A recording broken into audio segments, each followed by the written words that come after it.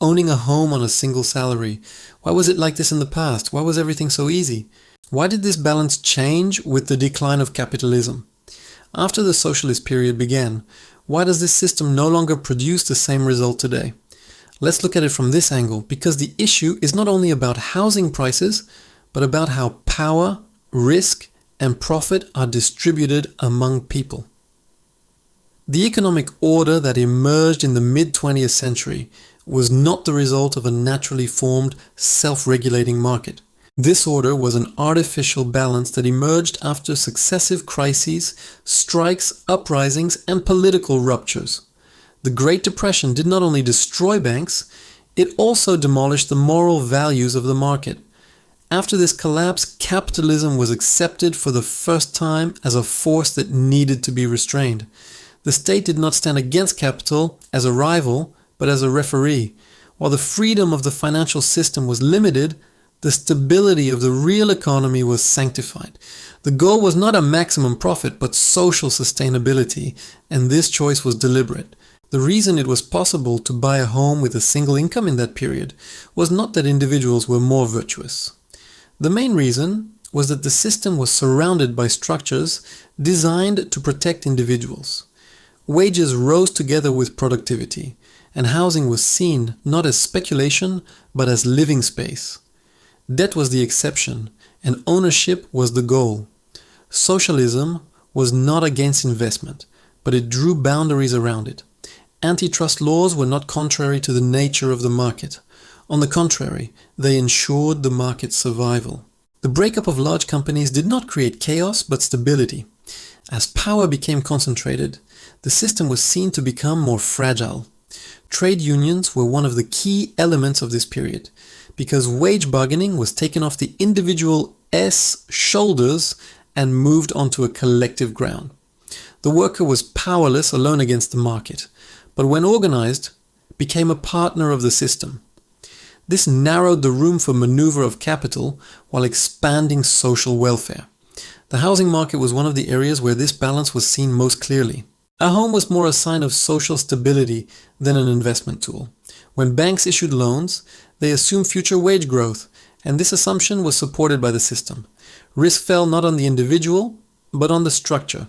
However, when this structure began to be perceived as a permanent law of nature, the process of collapse also began quietly. Inflation, oil shocks, and growth crises at the end of the 1970s strengthened the narrative that the problem was not in the system but in the rules. As a solution, not barriers, but their removal was chosen. Deregulation, efficiency, and flexibility were sanctified during this period. The liberalization of financial markets was presented as the key to growth. It was said that as obstacles in front of capital were removed, prosperity would trickle down. This narrative deliberately forgot the causes of past crises. As rules loosened, power began to concentrate again. Trade unions weakened, and the bargaining power of wages eroded. At the same time, financial assets overtook real production. Money began to grow not through labor, but through asset prices. This change fundamentally disrupted the mathematics of single-income life. At this point, housing ceased to be a living space and turned into financial power. House prices detached from wages because the buyer profile began to be determined not by salaried workers, but by capital owners. Even if housing supply increased, it became harder to obtain. The market seemed to be functioning, but it was serving another group. Debt settled at the center of this new order. In the past, future income growth secured the present. Now, present debt mortgaged the future. Credit became not a byproduct of the system, but its main mechanism. People began to accumulate payment obligations rather than ownership. This situation created not only an economic, but also a psychological transformation. Debt became normalized, even becoming part of identity. Risk was individualized, while profit was centralized. By presenting systemic failure as personal inadequacy, the system rendered its own structural problems invisible. This weakened resistance. The status competition pointed out by Veblen accelerated in this environment. As the living standard considered normal in society was pushed upward, people worked more and had less security. The cost of visibility increased. Belonging became expensive. The idea of a single income home became impossible not only economically but culturally. The reason parents today describe the past as nostalgia is not luck, but structural difference. In that period, capitalism was disciplined. Today, it has been pushed aside like a forgotten warning. The same system produces completely different results under different rules. History here is not consolation, but evidence. When this breaking point emerged, people did not perceive it as a sudden collapse, because the system never said it is no longer like before. It only slowed down, thinned out, became silent and invisible. And wages still seem to be rising, growth figures are still positive, employment tables are still full, but these numbers no longer carry life, they only help postpone it. The fundamental change here is the disruption of labor's relationship with time. When your parents worked, time was something that could be accumulated. Each year created a more secure ground than the previous one. Today, time is indebted. Each year worked means that the future is mortgaged a little more. And this is independent of the amount of the salary. The new economic power put into practice after the 1970s centered not income, but assets, while wages were seen as sufficient to sustain life. Houses, land, shares, and financial instruments became the main areas of growth. This explains why single-income life could not survive, because while wages stagnated, asset prices were regularly inflated. This inflation was not accidental. Low interest rate policies, credit expansion, and financialization created an economic cycle that rewarded ownership rather than production. Thus, a minority emerged that became wealthy not by working, but by owning. In your parents' time, a home was a living space. Today, a home has turned into a financial investment. The quietest consequence of this transformation is the transfer of risk to individuals. Previously, economic fluctuations were shared among the state, companies, and society.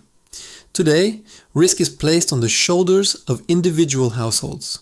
Job security weakened, retirement was individualized, and health and education costs were presented as personal responsibility. The reason a single income is no longer enough is not laziness or inefficiency. It is because the system no longer aims for a single income to sustain a life. If even two incomes are often not enough, this is not a personal failure, but a design choice. The system demands not more labor, but more attachment. At this point, debt is not only a financial tool, but also a disciplinary mechanism. The indebted individual protests less, works longer, and adapts more. While your parents were liberated through ownership, the new generation is fixed through debt. This slows social mobility but preserves the appearance of stability. On the surface, everyone is still working, everyone is busy, everyone is managing somehow. But this state of managing is not progress. It is a dynamically intensified version of standing still. The world where a single income was enough was a world where progress was shared. Today's world is a structure where progress is priced. That is why comparison is misleading. Your parents were not luckier. They lived in a short historical interval when the system still kept humans at the center. What is happening today is not the end of an exception, but a change of priority. Humans are no longer the result of the equation, but its input. This is the reality behind the impossibility of buying a home with a single income. The system now rewards not those who want to build a life, but those who can stay in the flow. And this difference appears not in numbers, but in felt exhaustion, postponed lives, and the constantly delayed sense of tomorrow. From this point on, the issue is no longer only economic.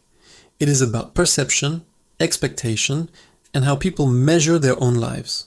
Because the system did not only transform incomes and prices, it also redefined the concept of normal.